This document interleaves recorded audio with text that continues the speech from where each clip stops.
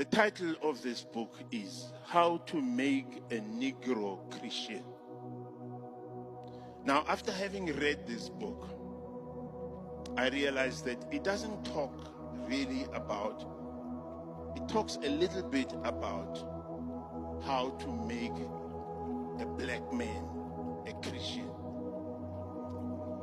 It talks more about why is it important to make a black man a Christian.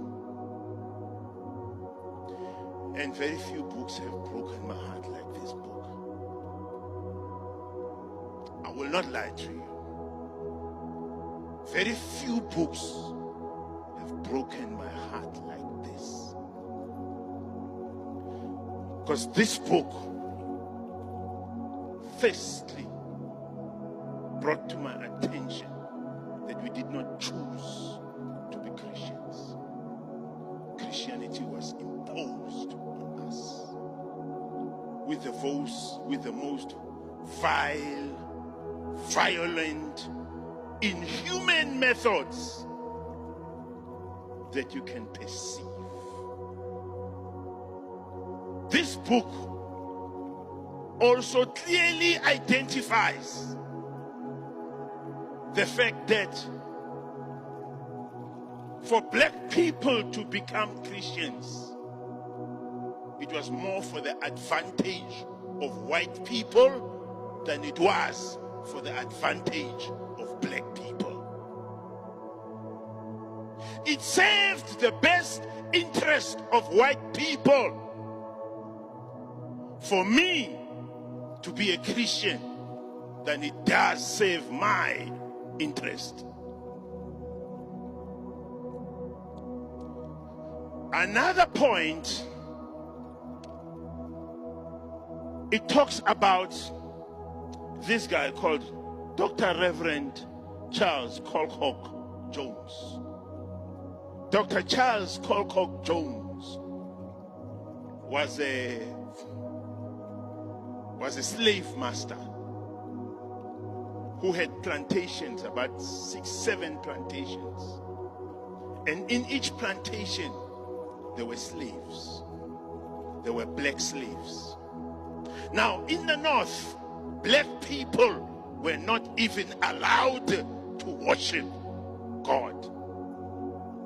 Black people were not even allowed to be exposed to the message of Christianity. Because these were savages. These were animals. Now, this Colcock Jones was one of the first people who gathered the people in his plantations, black people, and started sharing the message of Jesus. During that time, there were a lot of slave insurrections, meaning black people who were slaves would wake up in the middle of the night, kill all the white people that were in the plantations, burn their houses, and run away. They knew they would be caught, they would be killed. It didn't matter to them. There are more than 400 slave insurrections that are recorded in America.